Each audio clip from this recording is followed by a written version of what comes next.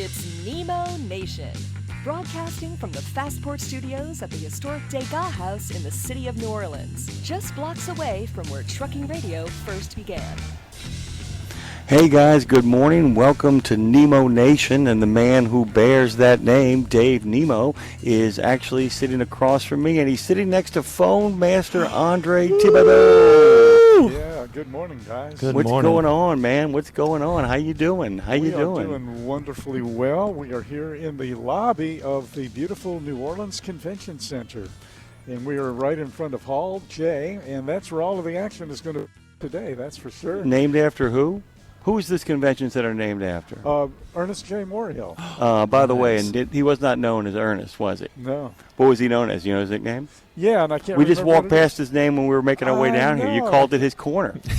Yeah. What? You saw his name, blank corner. Dutch's Corner. Dutch's Corner. Dutch's Dutch Corner. Morehill. Ernest Dutch. How could I forget that? Ernest Dutch Morehill. A lady has just flown. What is that, Ray? I have no idea. That thing was impressive. Yeah, that was basically like a hover round on crack. Tricycle. Yeah. Do you remember those in the back of comic books? They would have those hovercrafts. You remember those?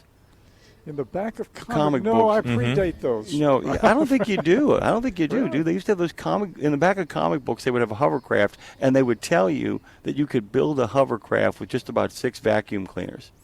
Really? I'm not kidding. I don't. They actually had an instruction manual. They had an instruction manual that said you could build a hovercraft with simply their instruction manual that you could order, send out there. They would send it back to you, and they would show you that just by appropriating a few vacuum clean machiners, you could build a hover. And they had a picture of a guy like floating in the air. And the few times that people built it, and they actually have them on YouTube now. You can build them. Those things do float you. They are hovercrafts. They are so brutally loud. They are so epically loud as to blow your mind out.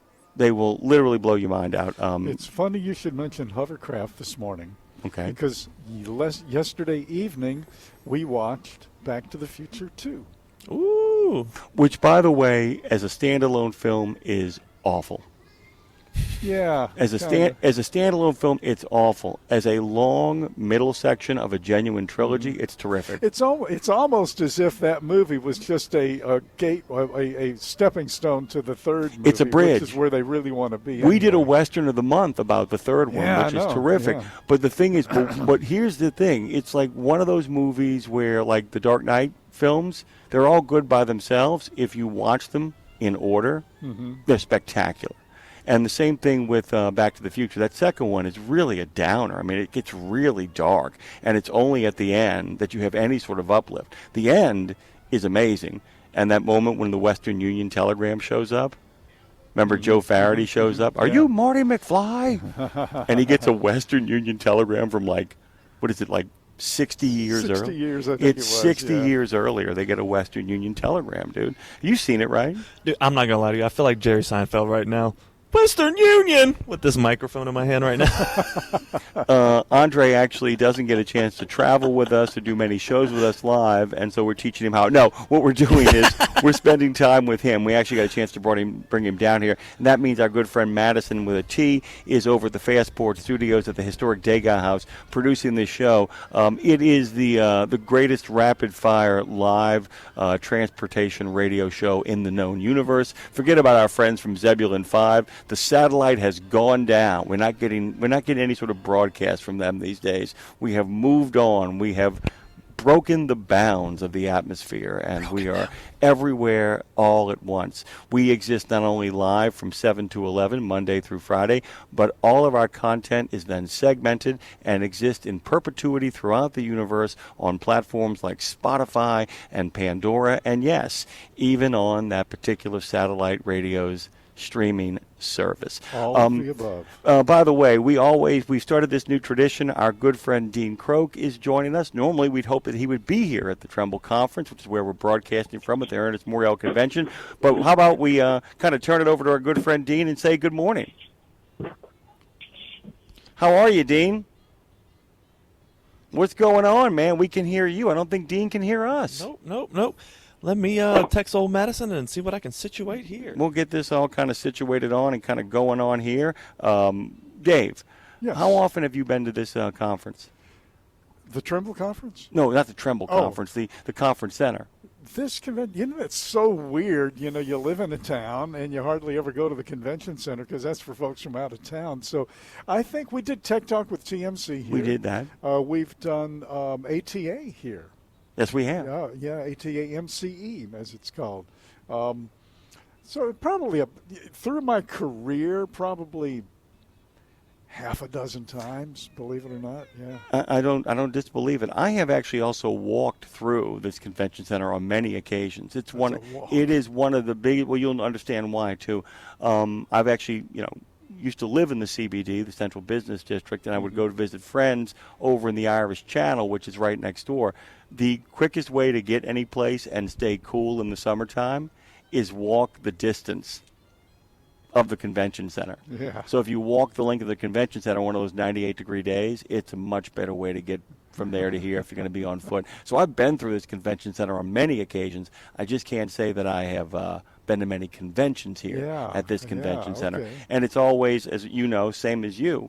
If something comes down here for transportation or something fun is on its way, we often, will come down here for a science fiction convention or something goofy that Claire wanted to see or something like that. But we tend to avoid down here because, after all, it's downtown. Ask Lindsay how much time she wants to spend on Broadway in a regular business in Nashville. Dean is with us now. We got him on. Let's try again. Let's try again, brother. What's going on this morning? Good morning, Dean. Good morning.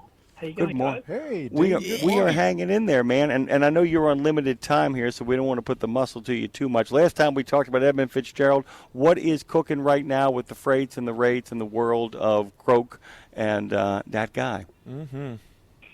Yeah, great to be with you. I'm just back from another truck show.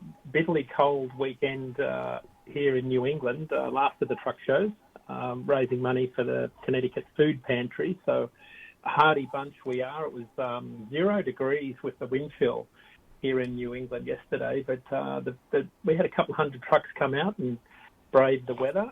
So, I'm getting ready to head to London this week. So I've got some travel ahead of me. We've got a wedding this weekend and watch a bit of international rugby this coming Sunday, so I'm prepping for that. But freight market-wise, not a lot of good news, guys.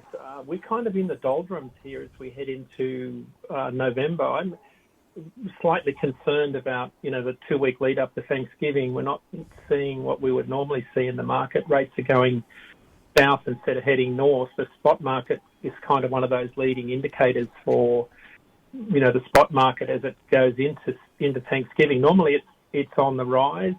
Spot markets fell last week. It kind of lost a bit of steam. The broader market, you guys follow the Cass Shipments Index, which is a really good barometer for truckload and LTL and a bit of intermodal. Guys, it fell to its lowest level since the Great Recession. It's down substantially. So not a lot of good indicators out there for the broader freight economy and equipment transport news, finance news, reported bankruptcies are up. Another 12 carriers lost their business in October. So that the warning signs are kind of there that we're heading maybe in the right direction in terms of capacity exiting the industry, but we're kind of heading to that point where we're going to head into 2026 where we're heading to that floor in the market where, we talk about equilibrium. We've talked about it all year, haven't we, where, where supply and demand kind of reaches that inflection point. Unfortunately, I think that's going to take a bit of time before we get to that point where, in simple terms, the number of loads equals the number of trucks, and you start to get to that point that everybody's been talking about where rates start to rise. I just don't know when we'll get to there because I think it's pure speculation as to say when that's going to happen because we simply don't know. But we're still heading into this fourth quarter where demand is still fairly soft and capacity is still exiting the market. So I'm not the bearer of good news to start the week off because the market is still very soft and rates are still dropping as we head into this sort of 2-week phase away from Thanksgiving. But that said, and I'll wrap up with this thought, rates are still rising in some of those regional lanes if you're hauling Christmas trees out of Nova Scotia or out of the Willamette Valley in Portland, or turkeys out of Joplin, Missouri, for example. I wanted to ask this. Are we talking about something genuinely contracting, or are we talking about something anemic when it comes to the holidays? I mean, are you the ghost of Christmas yet to come, or the ghost of Christmas past in regards to, are we talking about something that is a disappointing sort of seasonal bump, or are we talking about a genuine sort of, contractive action that then puts us into the first quarter of next year, which is traditionally an absolute disaster? What are we talking about here? If we hadn't have had the shutdown end last week, it would have been a genuine disaster. As it is, I'll have to sit on the fence because I think we're just going to skate by. Okay. And we're just going to get away with this one, luckily. Because if we didn't have the shutdown, everybody would have pared right back on their spending. Because the soft underbelly of the market was really exposed a couple of weeks ago when SNAP benefits were really starting to bite in the refrigerated market. So I think we're just going to skate by, Jimmy Mac. I think we are just going to get away with this. Yeah, and it's my hope too that we get what I call a relief bump. The idea that people are so relieved that the government is reopened, and I know that people who say doesn't affect me, dude, it affects everybody. People have no idea the cascade effect of what the Christmas shutdown would have meant and what a SNAP benefits contraction would have meant to Walmart and Sam's Club and all those other places where people actually often take the money they are paid and funnel it right back into the places that they work. It would have, small grocers too, small neighborhood grocers. Small neighborhood groceries. Anybody they're already feeling it. Yeah, anybody. Dave is absolutely right. All those EBTs not being able to be honored would have been a disaster, and it looks like at least we'll escape one step ahead of the sheriff. Like I said, I know that you have limited time, and we ask you to just kind of drop in and give us kind of a hey-ho. How was the event in terms of raised money? What was the ultimate number in terms of the food banks? We'll raise about $20,000 again for the food bank and various charities in the Connecticut region. The guys every year was the 8th annual event for the Connecticut community. The guys do a really good job down there. We had a couple of hundred trucks, which is always a tough ask in the cold weather. And it rained overnight, which is always a tough thing because a lot of drivers spend all week cleaning their trucks. And you know what rain does? Rain on the way to the event gets the trucks completely dirty. You only need a small shower and everything's ruined. So we had a delayed start as it was, but everybody did a wonderful job. I'm just full of admiration for all of these guys that work so hard.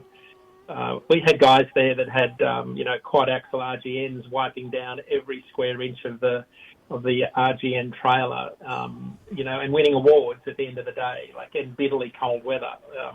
It's something to see. So about $20,000 I think we would have raised by the end of the day.